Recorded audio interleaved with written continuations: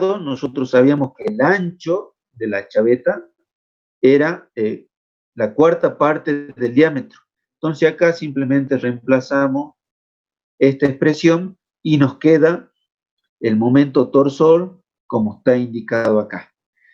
Finalmente, si nosotros trabajamos tanto con la expresión del momento del eje con la expresión del momento sobre la chaveta, finalmente nos quedaría la expresión de que L es la 3/8 parte de pi por d, ¿sí? O sea, reemplazando ahora estos valores que son constantes, nos quedaría que la longitud de la chaveta debería ser aproximadamente 1,2 veces el diámetro, ¿sí?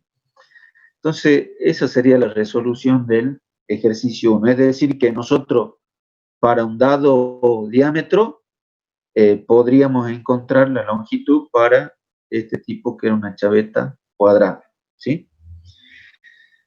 ¿Alguna duda?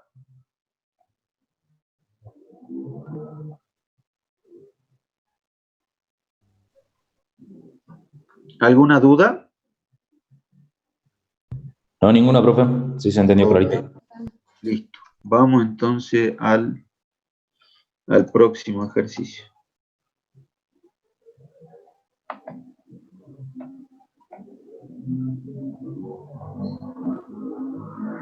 Bueno, ¿qué tenemos en el problema 2? En el problema 2, yo les estoy compartiendo esta imagen que no está incluida en el enunciado, pero básicamente tiene por objetivo es que nos situemos en cuál es la situación, ¿sí? Entonces lo que tenemos es una chaveta cuadrada que es utilizada para fijar un engranaje que tiene 6,35 centímetros de ancho, es decir, esta longitud de este diente tiene 6,35 centímetros. Tenemos 3,65 centímetros de diámetro, o sea, sería el diámetro de este eje. Y lo que nos están solicitando es que encontremos las dimensiones de la chaveta si se quiere transmitir un momento de 4.000 kilogramos fuerza por centímetro. Además, también nos están dando la tensión admisible de corte, ¿sí? Que es igual a 600 kilogramos fuerza por centímetro cuadrado. Entonces, simplemente acá de nuevo, como venimos haciendo el práctico 1, rescato lo que son datos,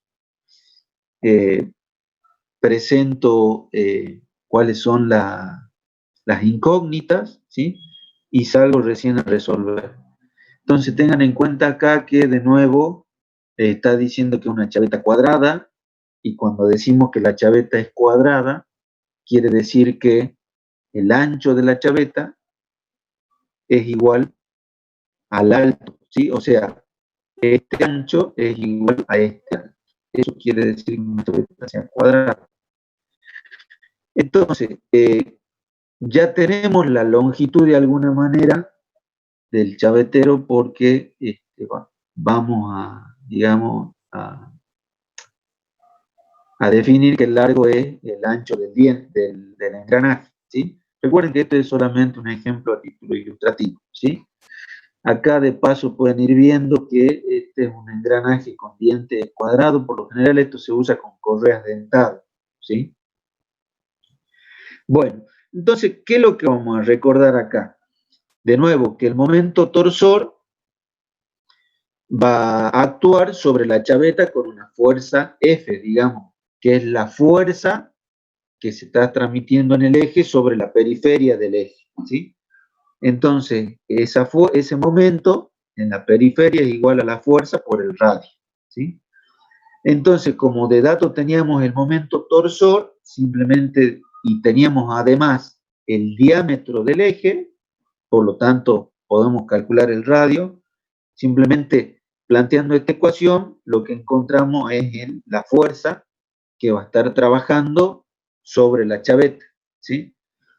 Después lo que hacemos es plantear la ecuación de resistencia, o sea, planteamos la ecuación del esfuerzo de corte para la chaveta.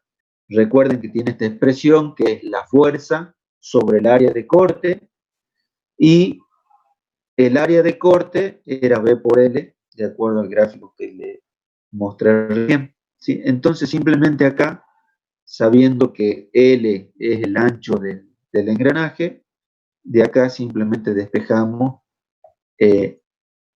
la magnitud B, o sea, el ancho de la chaveta, que sería este de acá, ¿sí?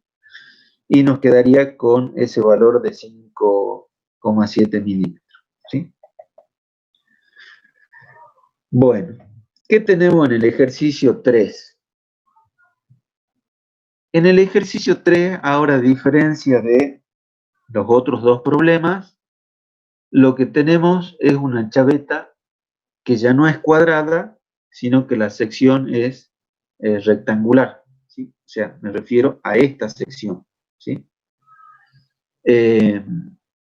Entonces, la chaveta tiene 1,5 centímetros de ancho, o sea, se refiere a B, que es lo que tienen ahí. 1 centímetro de alto se refiere a esta altura, que es lo que tienen cargado ahí. Esta chaveta debe transmitir un momento de 6.860 kilogramos fuerza por centímetros, ¿sí? Sobre, o sea, esta va a estar montada en un eje que tiene 3,8 centímetros de diámetro, que también lo tengo apuntado ahí, y tenemos de dato la tensión admisible al aplastamiento con ese valor y una tensión admisible al corte con este valor. Y acá pueden ver algo, la relación que hay entre las tensiones, y esto recuerden en la teoría, lo vieron, acá lo tengo apuntado, que la tensión admisible la tomamos como un medio de la tensión admisible, o sea, la tensión admisible al corte como un medio de la tensión admisible al aplastamiento, y esa tensión admisible al aplastamiento la calculamos obviamente con un factor de seguridad, y teniendo en cuenta la tensión de fluencia, ¿sí? Y la calculamos de esta manera, o sea que está comprendida entre un medio de la tensión de fluencia y 0,66 de la tensión de fluencia, entre esos dos valores.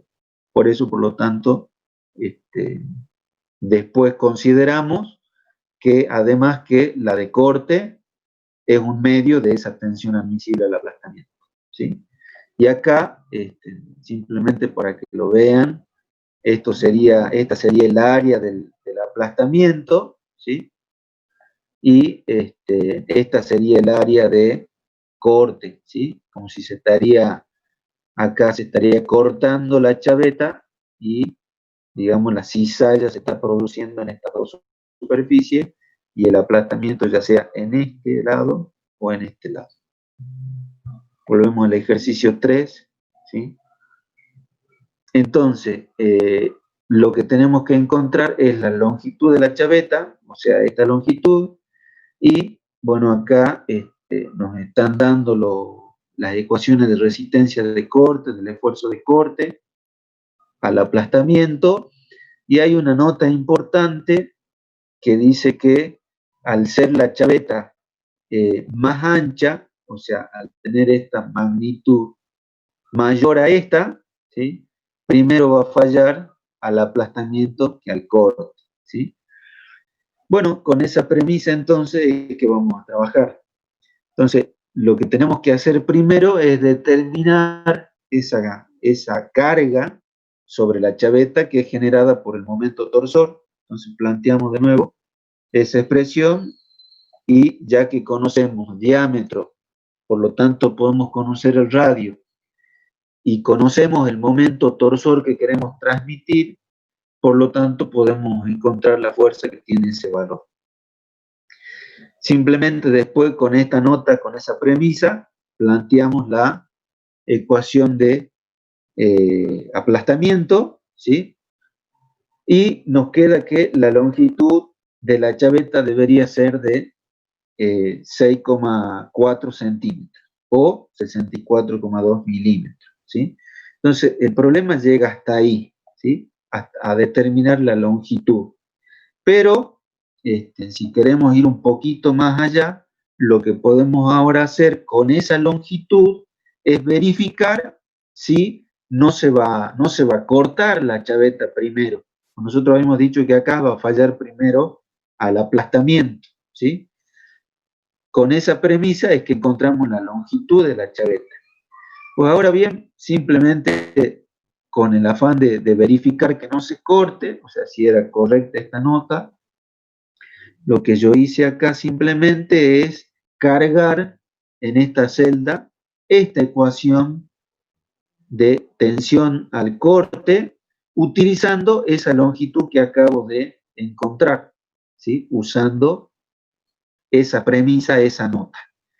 Entonces ahí veo que el esfuerzo de corte es 375 kilogramos fuerza por centímetros cuadrados y eso obviamente es inferior a este tau admisible que era el dato, ¿sí? Y ustedes si analizan estos valores, este valor es aproximadamente el 50% de esta tensión admisible al aplastamiento, ¿sí? Bueno, ¿se va entendiendo hasta ahí? Sí, profe. Bueno, en el problema 4, lo que tenemos es una chaveta, pero ya no es longitudinal, o sea, ya no va colocada en la dirección de, digamos, en la dirección paralela al eje de simetría de eje o al eje axial, ¿sí? Es decir, ya la chaveta no va colocada de esta manera, ¿sí? En la misma dirección que la del eje, ¿sí?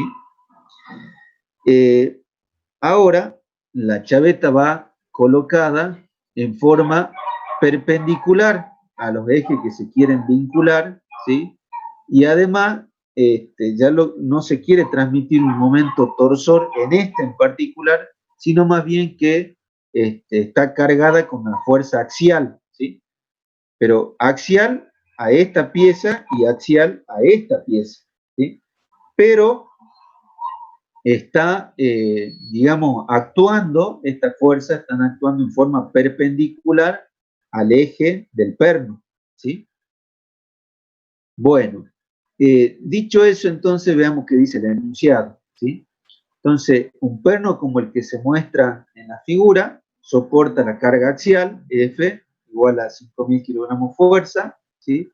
Acá nos dan el espesor del ojo, y entendamos que el espesor del ojo se refiere a este o a esta parte. Recuerden que esto es un corte de la unión y acá tienen ustedes esta parte, tiene un ojo por donde pasa el perno.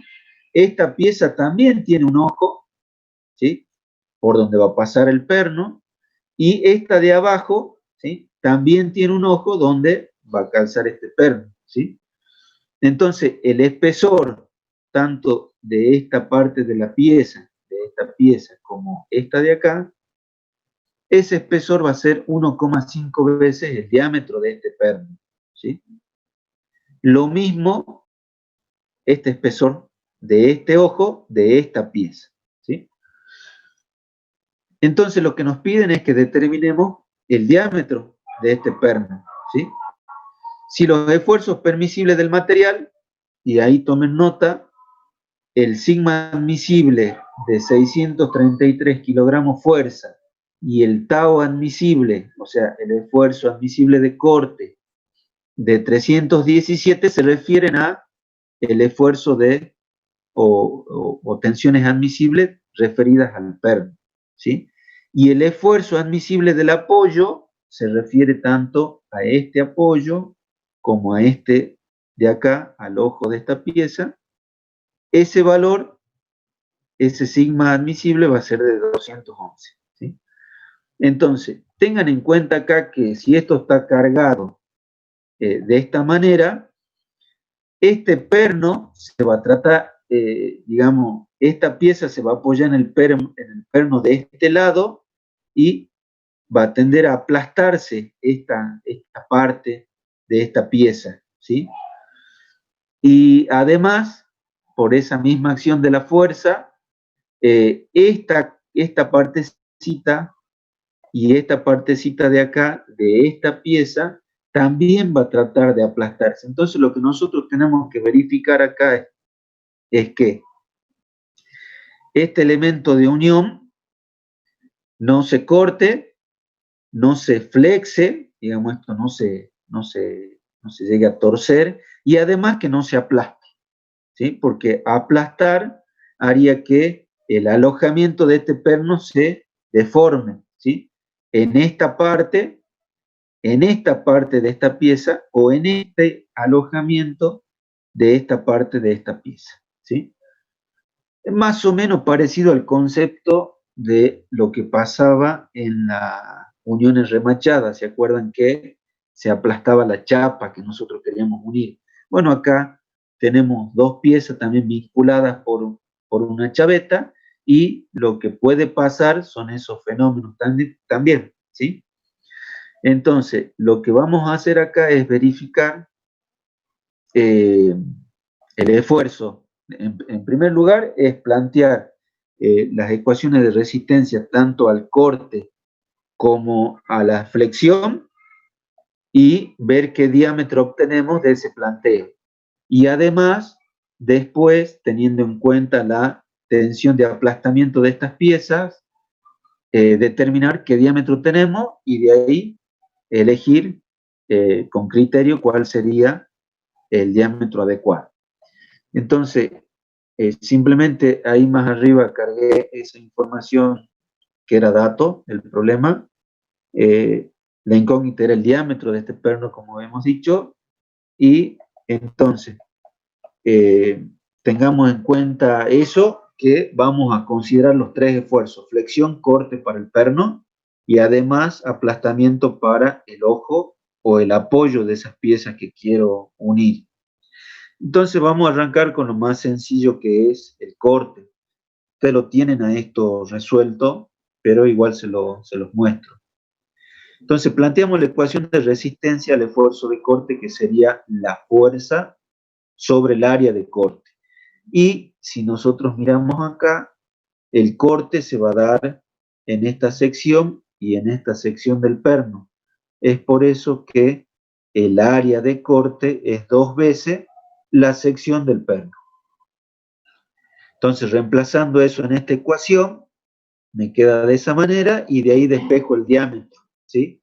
F sabíamos que era 5000, el tau admisible lo conocíamos, el resto son constantes, sacamos que el diámetro necesario para que no se corte la unión debería ser de 31 milímetros, casi 32 milímetros. Ahora planteamos la ecuación de resistencia al esfuerzo de flexión, ¿sí? Entonces acá lo que vamos a hacer es, si nosotros miramos, esto está tirando hacia allá, el perno está sujetando que esto no se vaya, ¿sí? Pero el perno a la vez apoya sobre esta parte de la pieza y esta parte de la pieza a raíz de esta fuerza que está actuando acá. Entonces, en un diagrama de cuerpo libre, eso sería, digamos, representar que hay una carga distribuida que va a estar actuando sobre el perno, ¿sí? Y en los extremos del perno, en los apoyos, van a haber dos fuerzas. Ya a priori podemos saber cuánto van a valer las fuerzas que van a estar actuando acá y acá en función de este valor de F, ¿sí? Pero como nosotros necesitamos plantear la ecuación de resistencia a la flexión, necesitamos determinar el momento flector máximo, ¿sí? Entonces, lo que hacemos es considerar esa situación como si fuera una viga simplemente apoyada con una carga linealmente distribuida. ¿Y cómo la calculamos a esa carga? Como Q, creo que así la llamaban también ustedes en estática y resistencia de los materiales, simplemente Q la vamos a definir como F sobre L, donde L o E sería, digamos, el espesor de esta pieza, que es donde está cargado el perno, ¿sí? Esta longitud habíamos dicho que era 1,5 veces el diámetro, ese diámetro que todavía no conocemos, ¿sí? Entonces, eso que le estoy diciendo está colocado ahí en esa celda, ¿sí? También lo pueden leer acá.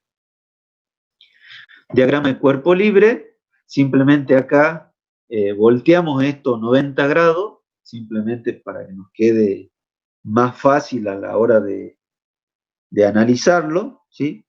Y nosotros tendríamos que salir a buscar, digamos, cuáles serían los valores de la reacción, entonces, de esas dos reacciones, y lo que hacemos es plantear esas ecuaciones de la estática que ya venimos trabajando, para encontrar los valores de RA y RB. Entonces, a esto lo podemos hacer de dos maneras. Podemos plantear sumatoria de fuerzas en la dirección de I y sumatoria de momento, por ejemplo, respecto al punto A, que sería S. Esa sería una manera. O bien, como lo tienen ustedes explicado ahí en el práctico, también podemos plantear dos ecuaciones de momento. La idea es de que si planteamos este par de ecuaciones, lo que vamos a llegar es a obtener un sistema de dos ecuaciones con dos incógnitas. Y si planteamos este par de ecuaciones, también vamos a llegar a que es un sistema de dos ecuaciones con dos incógnitas. Pero si planteamos esta segunda manera, como lo tienen acá, es más fácil encontrar esas incógnitas que en este caso son RB y RA, ¿sí? Entonces, simplemente por eso es que trabajamos con esta segunda manera, ¿sí? Esta segunda forma, porque es más fácil encontrar esas incógnitas. Entonces, las expresiones de RA y RB simplemente es despejar, no hay que hacer sustitución ni nada de eso, simplemente despejar. Entonces nos queda que tanto RA como RB es igual a esa carga linealmente distribuida por L sobre 2. Pero bueno, hasta ahí lo que encontramos son los valores de las reacciones, ¿sí? Pero nosotros cuando usamos la ecuación de resistencia, lo que necesitamos es el momento flector máximo. Entonces lo que vamos a tener que hacer es encontrar ese diagrama de momento y vamos a tener que recordar cómo se hacía esto. Entonces, a esta viga se la cortaba, ¿sí? Se tomaba un segmento, una parte del total de la viga, ¿sí? Y se le llamaba a esta longitud, le llamábamos X, ¿sí? Cortábamos la viga en un plano, el plano Y. Entonces, hacíamos o calculábamos el momento que nos quedaba en este sector de la viga. Entonces, si tomamos de referencia este plano y consideramos que los momentos en la dirección de la manecilla del reloj es el sentido positivo, entonces RA, que es una fuerza por este brazo de palanca, sería el momento que origina esta fuerza en el sentido positivo. Menos porque esta carga en este segmento o en esta parte de la viga, la fuerza, si esto mide X, la fuerza es Q por X, ¿sí? Esa es la magnitud de la fuerza debido a este pedacito de carga linealmente distribuida. Multiplicado por el brazo de palanca me da el momento que genera esta carga distribuida, ¿sí? Entonces, si ustedes ven acá, esto tiene una expresión cuadrática, ¿sí? Acá tienen un término lineal un término cuadrático, y entonces yo puedo pensar que el momento es una función de x, ¿sí? Entonces, usted tiene que recordar cuál era la condición de máximo, ¿sí? Entonces, podríamos derivar esta expresión de momento con respecto a x, que es la variable independiente, y las condiciones eran de que la derivada primera sea igual a 0, de lo que hice ahí, derivar el momento respecto de x, y la otra condición que se tenía que cumplir era que la segunda derivada tenía que ser menor que 0, ¿sí? Está ahí, y entonces yo llego que si hay una primera derivada igual a 0, cuando el valor de x es L sobre 2. No sé si ustedes lo aprendieron así en estática y resistencia en los materiales. ¿Lo aprendieron así? Sí, profe. Sí, profe. Bueno, listo. Entonces no es nada nuevo, simplemente hay que recordar eso, que también lo van a usar más adelante. Entonces, encontrando el valor de x donde el momento flector es máximo, o sea, donde la flecha o la deformación va a ser máxima, simplemente ese valor de x lo llevo a esa función de momento, ¿sí? Lo evalúo al momento en x igual a L sobre 2, y finalmente, haciendo ese reemplazo, llego a que el momento máximo es Q por L cuadrado sobre 8, y recordando además cuál era la expresión de Q, cómo lo había yo definido a Q, que lo tienen acá, F sobre L, y además recordando que L, o sea, el espesor, era 1,5 veces el diámetro, yo finalmente llego a que el momento máximo es igual a F por 1,5 por el diámetro sobre 8. Ahora sí, reemplazando la ecuación de resistencia, ese valor de momento máximo encontrado, lo reemplazo en esta ecuación. Además, necesito para esta ecuación el momento de inercia y el valor de C, donde el valor de C era D sobre 2, o sea, era la distancia de la fibra más alejada al eje neutro, ¿sí? Entonces, reemplazando todo eso, llego a esta expresión que me permite calcular el diámetro. De esta expresión me permite calcular el diámetro que me da ese valor de 38, casi 39 milímetros. Entonces, hasta ahí simplemente calculé corte y flexión en el perno, ¿sí? Acá flexión me daba casi 39 y al corte me daba casi 32. Ahora lo que vamos a hacer, por último, es calcular qué pasa con el aplastamiento del ojo, ¿sí? O el alojamiento del perno. Entonces, ahí lo que vamos a interpretar primero es cuál es el área de aplastamiento, ¿sí? Entonces, si nosotros vamos a la figura, habíamos dicho que se podía aplastar de este lado, o de este lado, o de este lado. Habíamos dicho que este espesor lo consideramos igual a este y igual a este.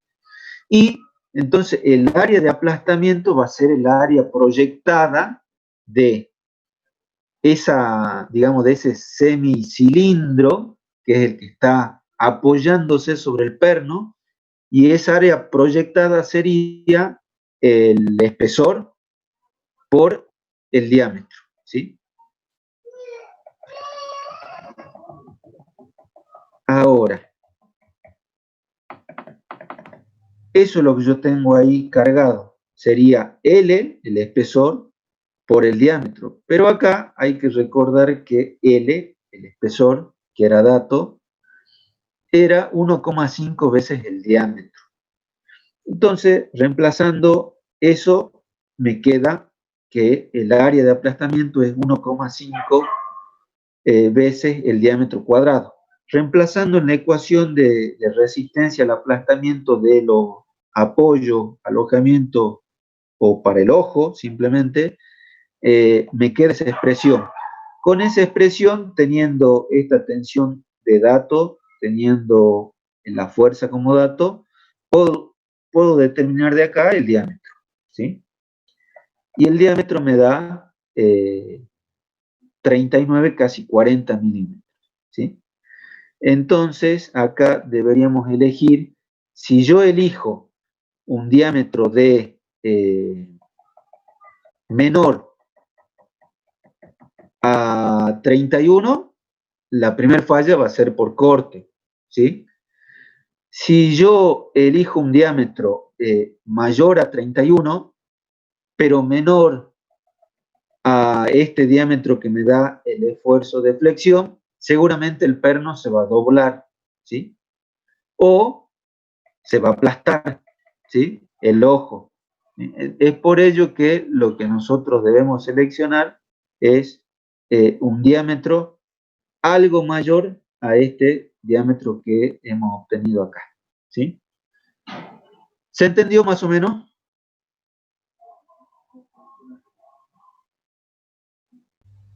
Sí, se entendió, profe. Sí, profe. Bueno, Sí, profe.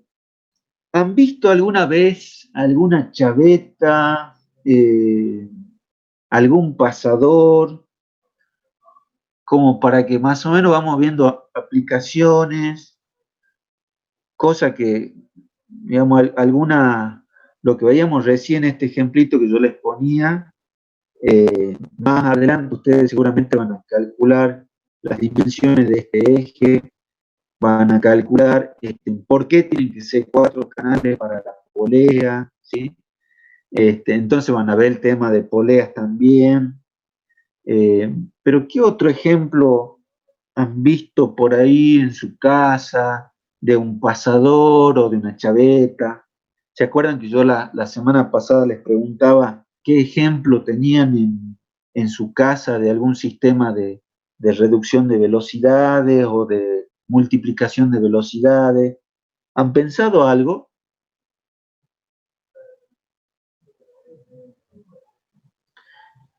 Esto simplemente que les estoy preguntando y comentando es con el objeto de que ustedes vayan mirando algunas cosas para que sea más fácil por ahí después comprender estas situaciones que se le presentan, digamos, por ahí cuando uno trabaja en una planta. Sería bueno que ustedes vayan, los que no son técnicos, por ahí el que es técnico, esto lo tiene más claro, pero el que no lo haya visto, no lo tenga claro, por ahí tiene que empezar a mirar mecanismos, mirar si hay algunos programas vinculados con la parte mecánica. Nuestra incumbencia como ingeniero industrial es tan amplia que, digamos, uno podría ir a trabajar en una oficina y evaluar costos, o podría trabajar en un almacén.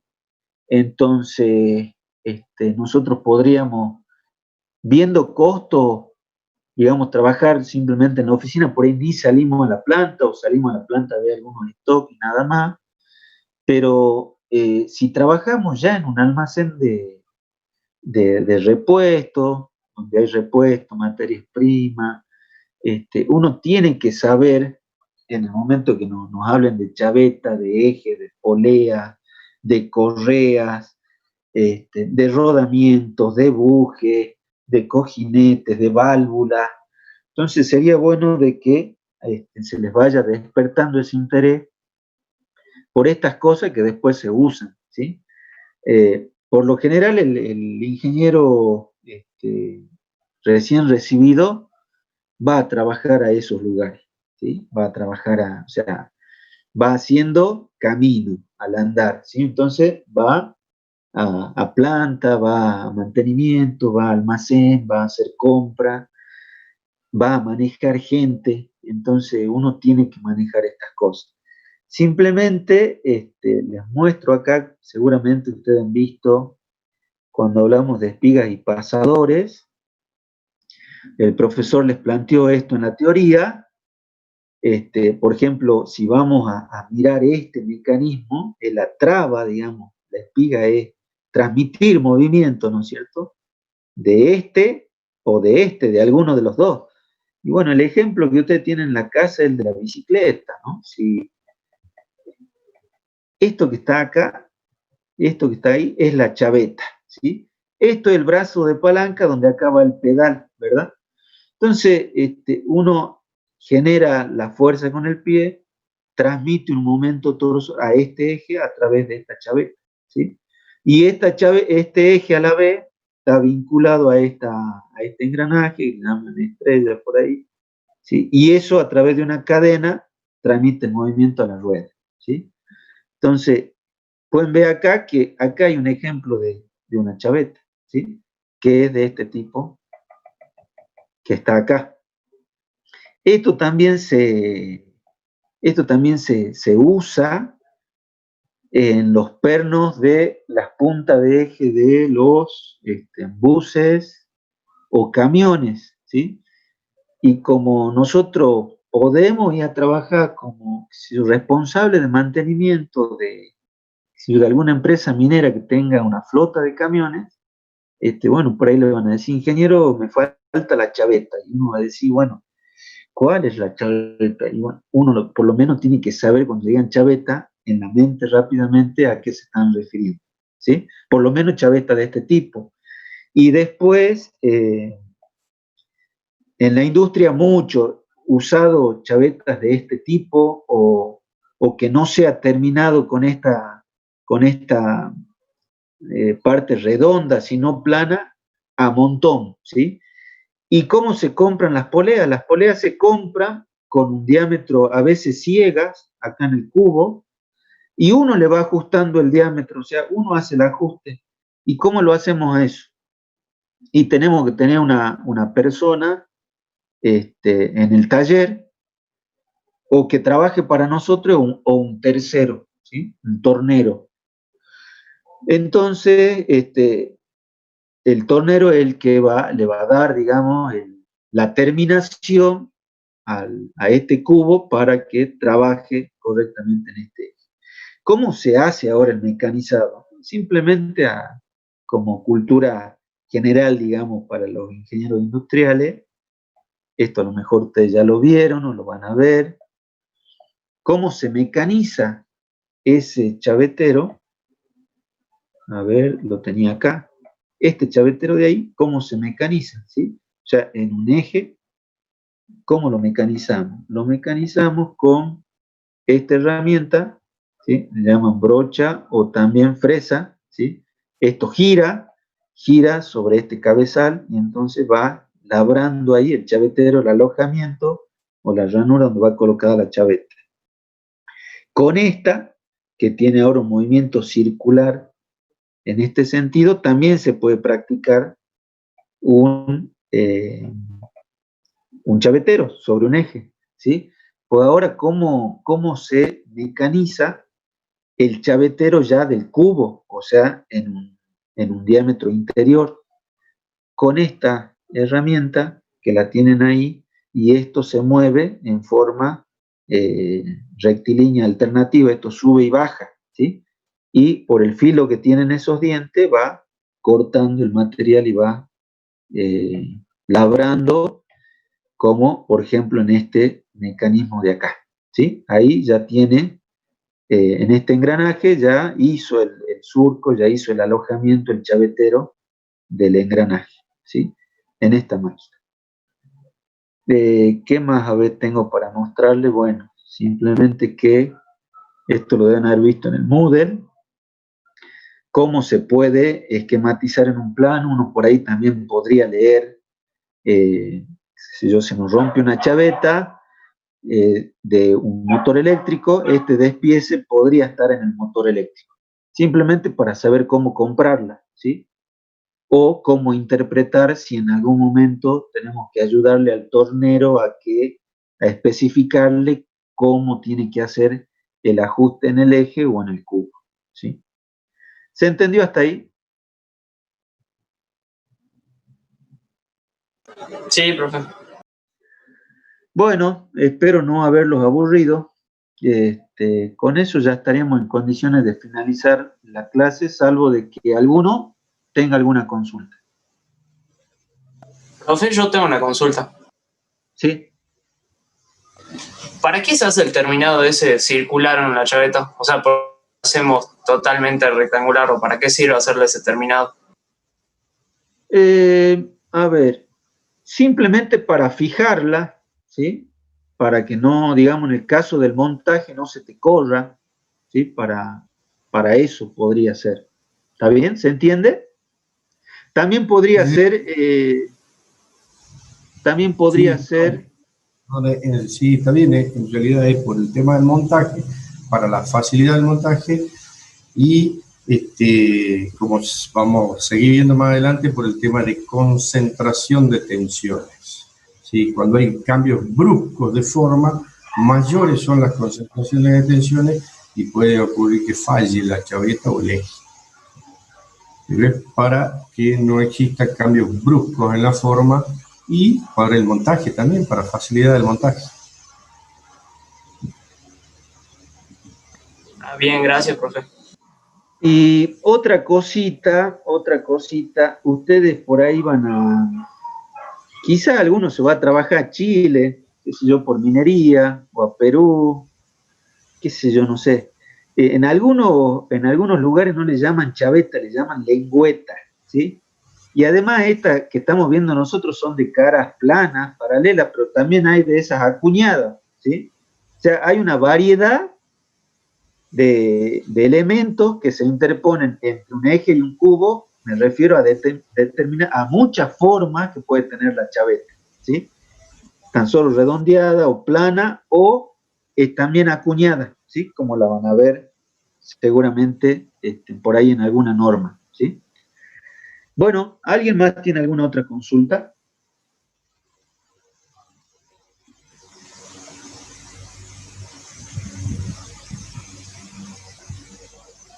A ver qué dice el chat. En la patada de arranque de moto, Díaz Elmer, chaveta en el cigüeñal de una moto. Buenísimo, buenísimo. Eso me gusta que ustedes vayan. ¿Y cómo son en ese caso las chavetas? A ver, estos ejemplos que me han puesto ustedes acá. De esos tipos que les presentó el ingeniero en la teoría, ¿cómo son esas chavetas? ¿De qué tipo, según la clasificación esa que vieron el martes?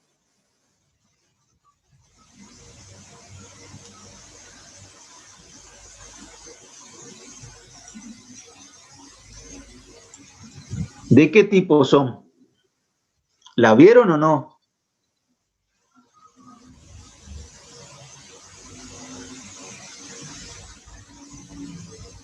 Son del tipo media luna algunas, ¿no? Eso, ahí está, media luna. Ahí está, ahí me gusta.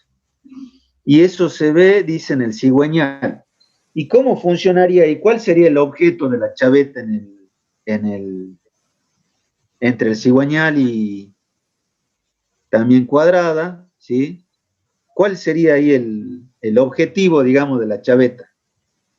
A ver ahí, Osvaldo Ruiz.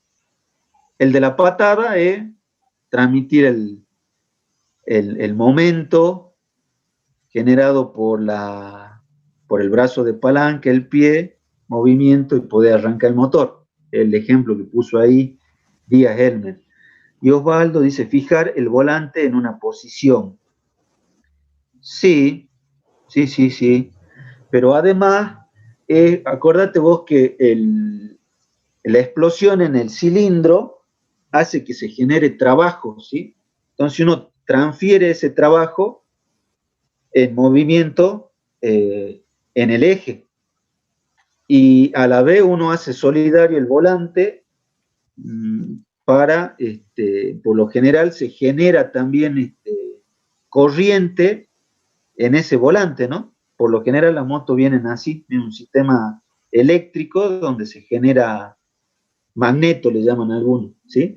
pero el movimiento principal viene del eje del cigüeñal, ¿sí? Entonces, transferirle movimiento desde el cigüeñal al volante para poder producir corriente. Además, en esa parte también por lo general va el sistema de encendido, ¿sí? Que permite el tema de la chispa.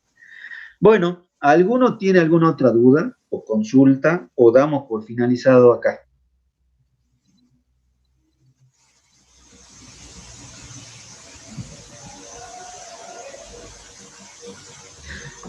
No sé, ingeniero, si usted quiere comentarle algo más a los chicos, así damos el cierre.